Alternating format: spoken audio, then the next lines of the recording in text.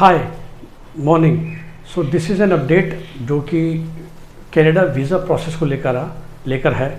जैसा कि हम सभी जानते हैं कनाडा इस समय इंडियंस के लिए तो second most preferred study abroad destination है आफ्टर यूएसए, और काफ़ी गैप हो गया है between Canada and the third preferred option which is Australia. और काफ़ी बच्चे जाते हैं, सितंबर इज़ द मेजर इनटेक, और अगर 4 लाख बच्चे हर साल जा रहे हैं तो इमेजिन कीजिए कम से कम 2 लाख बच्चे हैं जो सितंबर के लिए एस्पिरेंट्स थे। और इसीलिए पर पिछले 6 महीने 1 साल से दिक्कत तो चली रही है।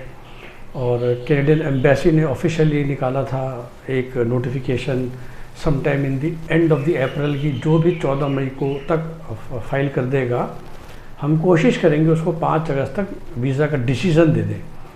लेकिन तो काफ़ी बच्चों का फ़ोन आता है मुझसे, वो कहते हैं सर तो मतलब कि क्या 15 मई के बाद किया तो नहीं मिलेगा और 15 मई से पहले किया तो पक्का आ जाएगा, मतलब लोग ये मान के चल रहे हैं। तो मैं आपको ये बताना चाहता हूँ और इस वीडियो के माध्यम से काफ़ी लोगों को क्लियर करना चाहता हूँ कि देखिए, तो जब ये नोटिफिकेशन आया था, आप डेट नोट कीजिए, तब कोविड इतना नहीं बढ़ा था इंडिया में जितना अब बढ़ गया है। शुड आई से लॉकडाउन, तो जो लॉकडाउन जो दिल्ली में चलता जा रहा है, जो रफली 16-17 अप्रैल से स्टार्ट हुआ था, और उसकी वजह से क्या हुआ है कि पूरा महीना मई का, और वीडियो में नहीं कहना चाहिए बट हमारे ठीक ठाक जानकारियाँ हैं एम्बेसी में, तो पूरा 1 महीना तो एम्बेसी बंद रही है, जो पूरा मई का मंथ है। अब एक चीज़ और समझिए, एम्बेसी एक अलग चीज़ है और वीएफएस एक अलग चीज़ है। काफ़ी बच्चे जो मुझसे मिलने आते हैं, मैं उन्हें ये चीज़ भी समझाता हूँ कि वीएफएस जो है, वीज़ा फैसिलिटेशन सर्विस, काफ़ी बच्चे ना उसी को एम्बेसी मान लेते हैं, जो कि दिल्ली में शिवाजी स्टेडियम मेट्रो स्टेशन पे। देखिए, वीएफएस सिर्फ एक अलग से कंपनी है जो एक काइंड ऑफ एक कुरियर एंड कलेक्शन एजेंट है काफ़ी सारी एम्बेसीज़ का। तो मतलब उनकी एज वीएफएस ऐसी कंपनी, उनका बिजनेस मॉडल ही है कि अच्छा काम करके उन्होंने दुनिया की सारी एम्बेसीज़ का कॉन्ट्रैक्ट ले रखा है। तो शिवाजी स्टेडियम में उन्होंने बड़ा सेटअप बना दिया। जब आप जाएंगे एक्चुअली में तो आप देखेंगे एक कनाडा की खिड़की अलग है, यूके की अलग है, यूएसए की अलग है, और छोटे छोटे देशों की तकरीबन 50 से ऊपर देश की चल रही है यहाँ पर वीएफएस सेंटर शिवाजी स्टेडियम में। इन वीएफएस ऑफिस का काम होता है सिर्फ जो बच्चे ऑफलाइन एप्लीकेशन डालते हैं, या जो कंट्री कहती है आपसे एप्लीकेशन के कागज़ लेना, एक बार चेक करना कि सब कुछ ठीक है, और फिर उसको करंट जो रेलिवेंट एम्बेसी है उसको भेज देना। तो वीएफएस कोई एम्बेसी नहीं है, वीएफएस कोई वीज़ा का डिसीजन नहीं देती है।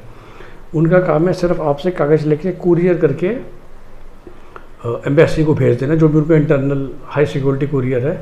और सिमिलरली जब वीज़ा का डिसीजन आ जाता है तो अक्सर आपसे फिर बाद में पासपोर्ट मंगाया जाता है, अगर हम कनाडा की बात करें, क्योंकि उसमें पासपोर्ट स्टैम्प होता है। ऑस्ट्रेलिया में जबकि आपको पता है कि ई वीज़ा आ जाता है, वो उस पासपोर्ट पे नहीं लगता। तो फिर आप पासपोर्ट जाके वीएफएस में जमा कराते थे और फिर वो वहाँ भेज देते थे। कोविड काल में क्योंकि ये प्रोसेस काफ़ी कम चल रही है, तो काफ़ी कुछ ऑनलाइन हो गया। हमें वीज़ा तो ऑनलाइन ही सबमिट करना पड़ रहा है तकरीबन सारे कंट्रीज़ का ही, और कनाडा की अगर हम खासकर बात करें। और उसके बाद अपने आप ही चला गया वो तो एम्बेसी के पास। तो वीएफएस बंद था, उससे भी फ़र्क नहीं पड़ता था। लेकिन अब दिक्कत क्या हुई है कि वीएफएस भी बंद है और एम्बेसी भी बंद है। सो जिन लोगों की फ़ाइल हुई है 1 मई के बाद, आप समझिए उनकी फ़ाइल तो अभी हिली भी नहीं है वीज़ा ऑफिस में, क्योंकि जो कोई वीज़ा ऑफिसर है वही ऑफिस जा ही नहीं रहे। मतलब पूरा मई मंथ छुट्टी ही था कैनेडियन एम्बेसी का। लेकिन जो मई से पहले वाले भी थे, let's say last of April, 20-22 अप्रैल, लेकिन जिनको अभी बायोमेट्रिक होना था, हाँ, तो वीएफएस का एक रोल था कुरियर वाला, और एक और रोल है जो वीएफएस करती है एम्बेसी वालों के लिए, वो है आपका बायोमेट्रिक लेना। जो फिंगरप्रिंट दे के आते हैं वो वीएफएस बेसिकली आपसे वही कलेक्ट करती है और डेटाबेस में डिजिटली अपलोड कर देती है, जिसको फिर एम्बेसी देख लेती है। अब वीज़ा प्रोसेस का इंटीग्रल पार्ट है बायोमेट्रिक। तो अगर हम लास्ट ईयर की बात करें, ध्यान हो आपको 2020 में जब ये जून जुलाई का टाइम चल रहा था, तो एम्बेसीज़ के लोगों ने फिर भी काम करना शुरू कर दिया था वर्क फ्रॉम होम करके, जैसे मर्जी करके, बट वीएफएस बंद थे। तो उन्होंने एक नई चीज़ लॉन्च की थी जिसको उन्होंने कहा था अप्रूवल इन प्रिंसिपल, जिसमें उन्होंने ये कहा था कि ठीक है, हमने प्रॉपर वीज़ा नहीं दी है, आपको अप्रूवल इन प्रिंसिपल दे दिया है, जब भी वीएफएस खुलेगा आपको बायोमेट्रिक दोगे आप तो आपको वीज़ा मिलेगा। इसका फ़ायदा क्या था? फ़ायदा सिर्फ ये था कि जो बच्चा वीज़ा की वेट कर रहा था पढ़ाई शुरू करने के लिए, उसको ये तसल्ली हो गई कि भाई तेरा वीज़ा अब 99.999% कन्फर्म्ड है, इन केस बायोमेट्रिक फेल हो जाता है तो रिजेक्ट हो जाएगा, जो होता नहीं है अनलेस अनटिल आप वही टेररिस्ट या ड्यूबियस पर्सनैलिटी के हैं। लेकिन वो वीज़ा नहीं होता तो आप वो AIP का कागज़ लेके प्लेन में नहीं चढ़ सकते। तो प्लेन में तो तभी चढ़ोगे जब वीज़ा मिलेगा, तो और वीज़ा मिलने के लिए बायोमेट्रिक होना ही चाहिए।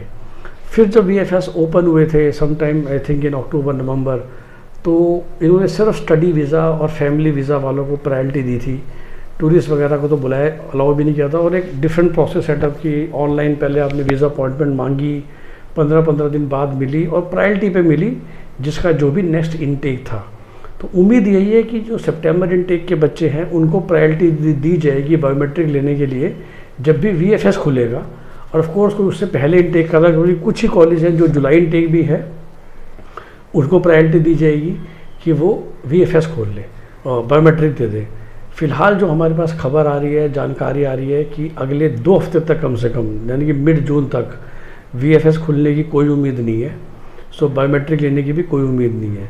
वेरी फ्रैंकली राइट नाउ तो मैं सच बताऊँ, एम्बेसी वाले भी छुट्टी पे हैं, वो वर्क फ्रॉम होम भी नहीं कर रहे हैं। सो मिड जून तो मेरे पास कंफर्म न्यूज़ है, और ब्रॉडली स्पीकिंग शायद जून एंड तक भी बायोमेट्रिक देने की कोई उम्मीद नहीं है।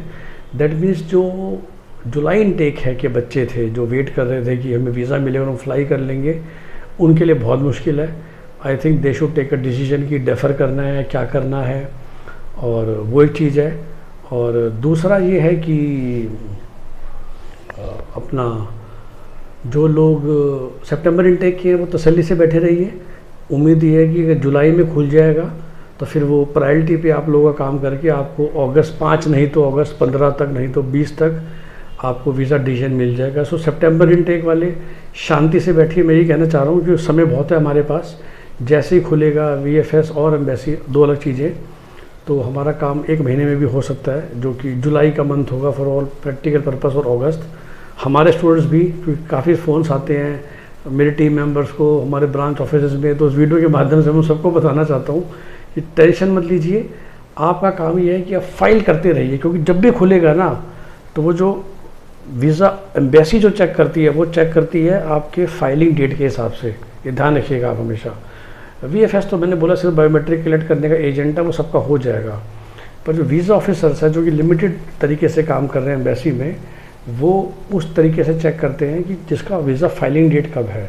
तो इसलिए अपने वीज़ा को आप ASAP ऑनलाइन फाइल कर लीजिए अगर आपके सारे डॉक्यूमेंट्स इकट्ठे हो चुके हैं। सो ये एक अपडेट है about Canadian visa process for सितंबर। धन्यवाद।